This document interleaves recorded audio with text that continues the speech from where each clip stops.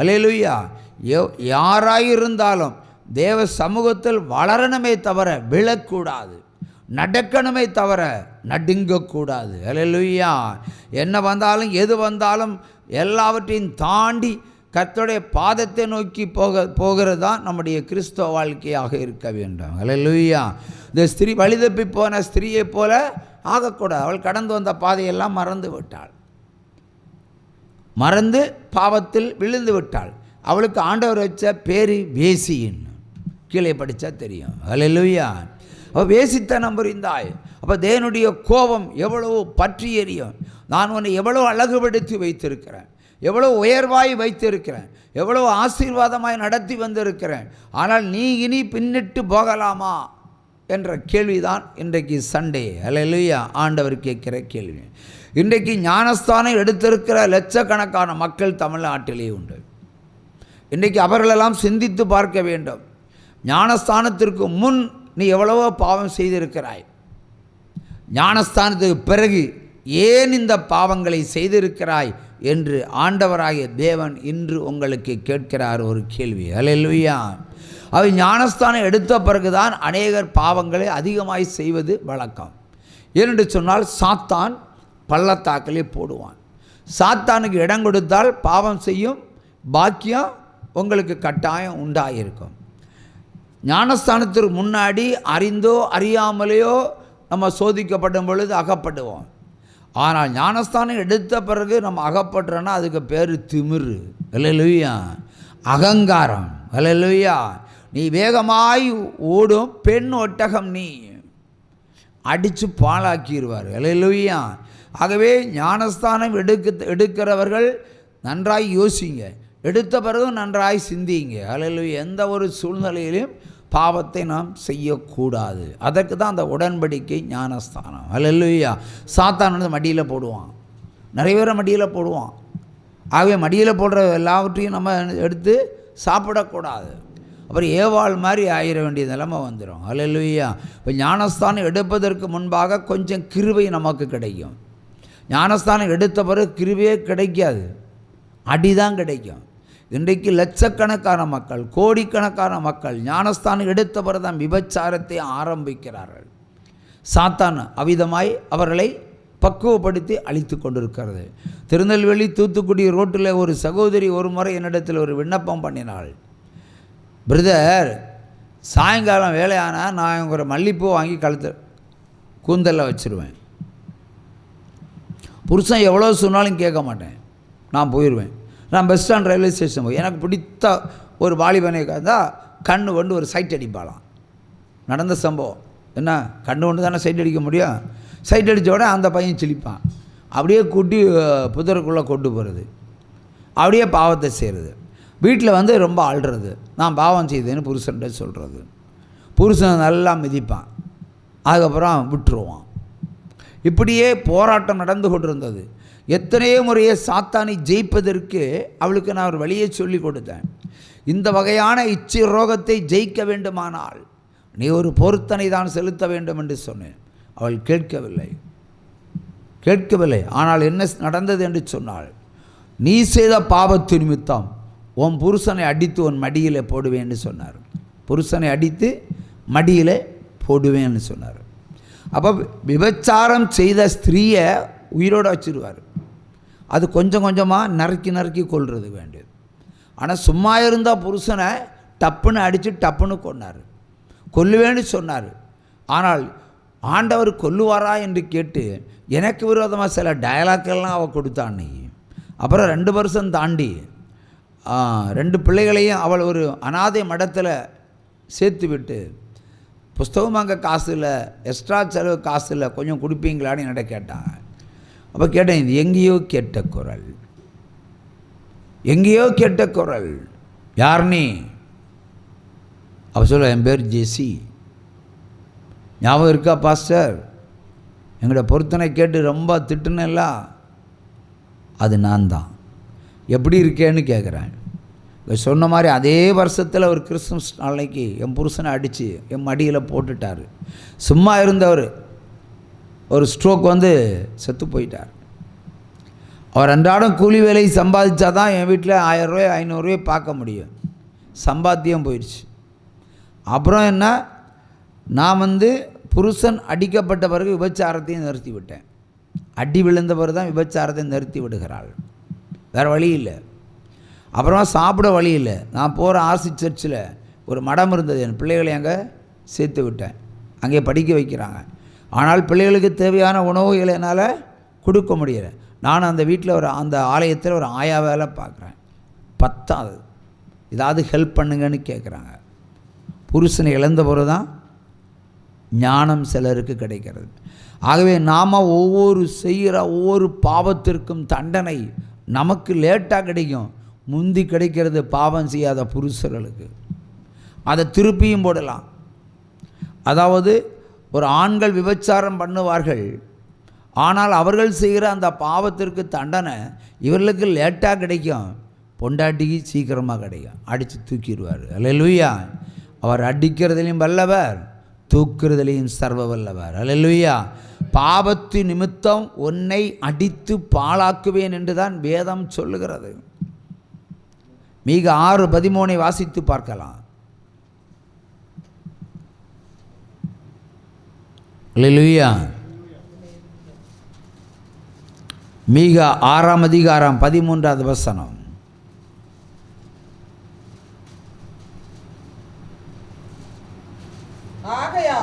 ஆகையால் நான் உன் பாவங்களின் நிமித்தம் உன்னை அடித்து பாழாக்குகிறதினால் உன்னை பலட்சியமாக்குவேன். அல்லேலூயா. உன்னை வெட்கப்படுத்துவேன். இப்போ புருஷனை அடித்தார்னு வச்சுடுங்க, பொண்டாட்டி போய்க்க முடியுமா? கலர் புடவை கட்ட முடியுமா? கட்ட முடியுமா? முடியாதுல்ல. நகை நட்டாலாம் நிறைய இருக்குன்னு வச்சுக்கிடுவோம். கழுத்தில் போட முடியுமா? ஒரு பிரயோஜனம் இல்லை. ஒரு பொண்ணுக்கு புருஷன்தான் அழகு, அது மாதிரி புருஷனுக்கு பொண்டாட்டி தான் அழகு. இதில் ரெண்டில் எது இழந்தாலும் அவன் தீந்தான், அவன் முடிஞ்சு போன ஒரு அத்தியாயம். என்ன தேசமும் சி என்று என்ன செய்யும், காரி உமிழும்.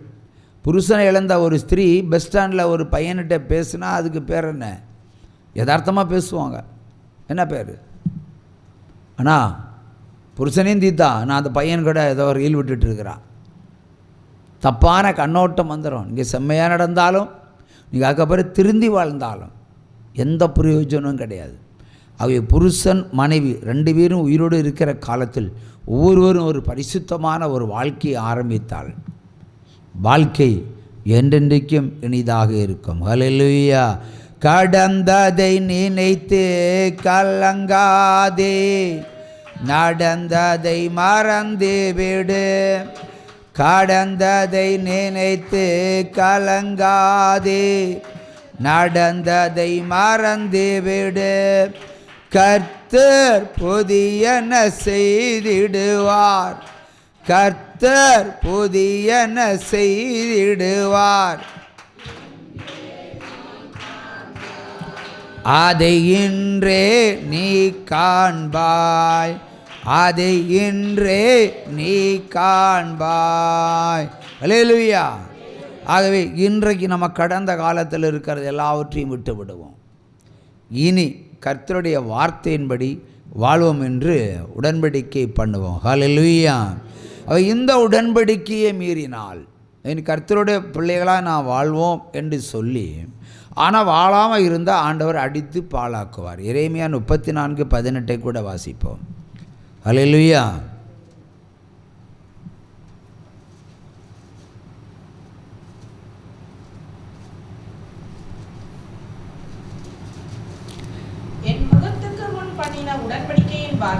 என் முகத்திற்கு முன்பு பண்ணின உடன்படிக்கையின் வார்த்தையின்படி நீ நிறைவேற்றாமல் என் உடன்படிக்கையை மீறின மனுஷரை நான் துண்டங்களின் நடுவாக கடந்து போகும்படி அவர்களை 2ஆக துண்டித்த கன்றுக்குட்டிகளை போல் ஆக்குவேன். அல்லேலூயா. சத்தமாக உயர்த்தி வாசி.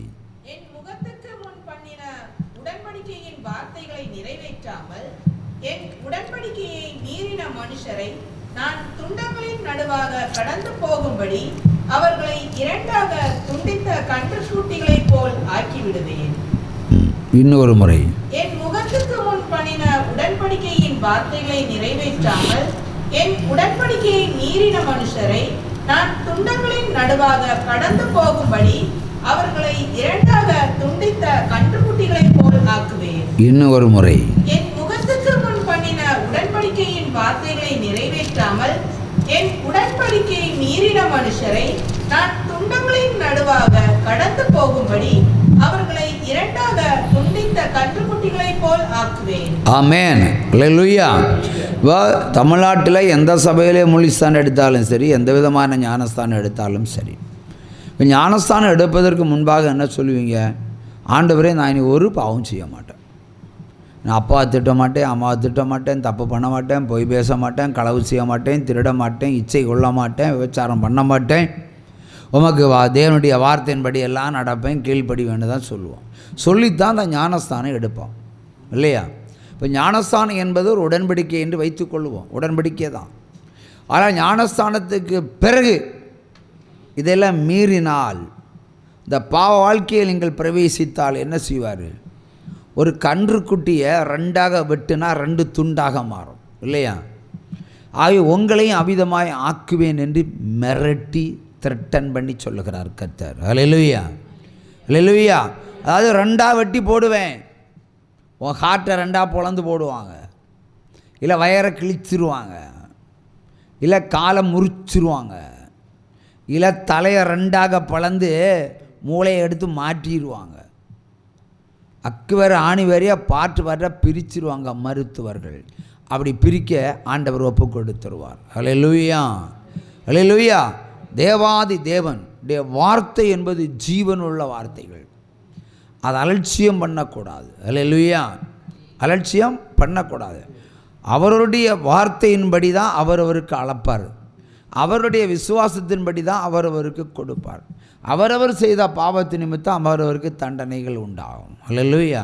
அது முன்னாடி ஓரளவுக்கு மன்னிக்கப்பட வேண்டிய பாவங்கள், ஆனால் மன்னிக்கப்படாத பாவங்கள் எல்லாம் ஞானஸ்தானத்துக்கு பிறகு, இயேசு கிறிஸ்துவை மெய்யாய் அறிந்த பிறகு. அல்லேலூயா, அல்லேலூயா. ஆகவே மிகவும் ஜாக்கிரதையாக இருக்க வேண்டும். வேதம் சொல்லுகிறது, இயேசு கிறிஸ்துவனுடைய ருசி பார்த்த பின்பு, அவருடைய அன்பை ருசி பார்த்த பின்பு நீ அவரை விட்டு பின்வாங்கி போனால் மறுபடியும் பரலோக ராஜ்யத்தில் நீ பிரவேசிக்க முடியாதென்று மெய்யாகவே மெய்யாகவே நான் உனக்கு சொல்லுகிறேன் என்கிறார். தேவனை அறிந்த பிறகு நீ பின்னிட்டு போனால் பரலோகமே கிடைக்காது. அவரே அழகாக புதிய ஏற்பாடில் சொல்கிறார், பழைய ஏற்பாடல்ல. அல்லேலூயா.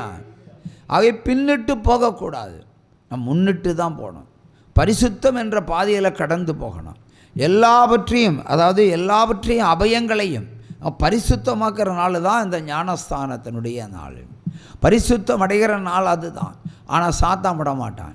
எப்படியாவது பாவம் செய்வதற்கு உங்களுக்கு சூழ்நிலைகளையும் சந்தர்ப்பங்களையும் அவன் ஆயத்தப்படுத்துவான். அதை தாண்டுவதான் நம்முடைய வேலை, மேற்கொள்வதான் நம்முடைய வேலை. அல்லேலூயா. உற்சாகமாக கையை தட்டலாம். இப்போ இந்த ஸ்திரீ என்ன பண்ணுகிறா? வேசித்தனம் பண்ணுகிறா. அதோடு விடவில்லை. அதற்கு பிறகு என்ன செய்கிறாள்? விக்கிரகங்களுக்கு படைக்கிறாள். தேவனுடைய ஆபரணங்களையும் அவர் கொடுத்த மெல்லிய வஸ்திரத்தையும் நல்ல உயர் ரக சாப்பாடுகளையும் விக்கிரகங்களுக்கே படைத்து சந்தோஷப்படுகிறாள். அப்போ தேவன் என்ன செய்வார்? மிகவும் கோபப்படுவார். ஒரு முறை மோசே தன்னுடைய மேகஸ்தம்பத்தில் கர்த்தரோடு இருந்து பேசி வருகிறான். அவ்வளோ அவசரமாக அவர்களுக்கு தெய்வம் வேண்டும். ஆரோனை இருக்க விடாமல் ரொம்ப பிரச்சனை பண்ணுறாங்க. எங்களுக்கு உடனடியாக ஒரு காடு வேணும், கடவுள் வேண்டும். மோசே உயிரோடு இருக்கிறானா இல்லையான்னு தெரியாது. மேகஸ்தம்பத்துக்குள்ளே போயிட்டான், ஆண்டவருக்குள்ளே போயிட்டான். ஆளை காணோம். 40 நாள் ஆயிடுச்சு காணோம். அவன் செத்து எலும்பு கூட ஆயிருப்பான். மோசே இருந்தால் வழிநடத்தி இருப்பான். இப்போ ஆரோன் தவித்து நிற்கிறான். ஜனங்கள் ஆர்ப்பரித்து நிற்கிறாள், எங்களுக்கு உடனே ஒரு கடவுள் வேணும்னு. வேறு வழி இல்லை, உனக்கு டூப்ளிகேட் கடவுள் தானே வேணும். எல்லோரும் நகை நட்டெல்லாம் கொண்டு வாங்கன்னாச்சு. இந்த நகை நட்டெல்லாம் இவர்கள் சம்பாதித்த நகை நட்டு அல்ல, ஆண்டவராகிய தேவன் சம்பாதித்து கொடுத்த நகை நட்டுகள். ஒரு நாட்டில் யுத்தம் நடக்கும் பொழுது அங்கே இருக்கிற நகைகளெல்லாம் கொள்ளையிடக்க ஆண்டவர் தான் சொல்லிக் கொடுப்பாரு. அந்த நகையை கொள்ளையிட்டு சரிசமமாக பங்கிட்டு கொடுத்துருவார் ஜனங்களுக்கு. அப்போ தேவன் கொடுக்குற நகைகளை, அந்த ஆபரணங்களை பத்திரமாக பாதுகாக்க வேண்டும் இல்லையா? அது பரிசுத்த குலைச்சல் ஆகாதபடி பாதுகாத்து கொள்ள வேண்டும். இவர்களும் என்ன செய்தாங்க, ஆரோன் வழி இல்லாமல் உங்கள்கிட்ட இருக்கிற நகைகளெல்லாம் கொண்டு வாங்கணும். நெருப்பில் போட்டால் ஒரு காளை வந்தது. இதான் அவன் கடவுள். போ. அது இந்து புராணத்தில் நந்தி. அது செஞ்சது யார்? ஆரோன். ஆரோன் தான் செஞ்சான். அதுதான் அவங்க கடவுளாக கொண்டாடுறாங்க. அதை கடவுள் கிடைச்சதும் இவங்க என்ன பண்ணாங்க, அதை சப்பரமாக சுமந்தார்கள். சுமந்து எங்களுக்கு கடவுள் கிடச்சி சொல்லிட்டு ஊராக தெருவா அதை இழுத்துட்டு போனாங்க காளையை. அப்போ அன்றைக்கே அவருடைய பகுத்தறிவு செயலற்று போய்விட்டது. மோசே திரும்பி வாரான். அவன் கர்த்தர் எழுதி கொடுத்த உடன்படிக்கையின் கற்பலையை கொண்டு வருகிறான். ஐயோ, மெய்யான தேவனை விட்டுவிட்டு பொய்யான தேவர்களை இவர்கள் கும்பிடுகிறார்களே, என் ஜனங்கள் சீர்கெட்டு போனார்களே.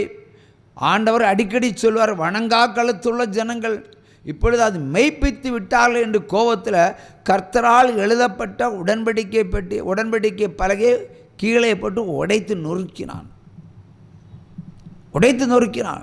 அந்த ஜனங்கள் பாவம் செய்து விட்டார்களே, பின்னிட்டு போனார்களே என்று அவனுக்கு அவ்வளோ கோபம். அந்த கோபத்தை தான் எழுதி கொண்டு வந்த கர்த்தர் சொல்லி எழுதி கொண்டு வந்த உடன்படிக்கை பலகையை உடைத்து விட்டான். வந்தாச்சு. ஆரோன்ட்ட கேட்குறாரு, ஏன் நீ இப்படி செஞ்சேன்னு.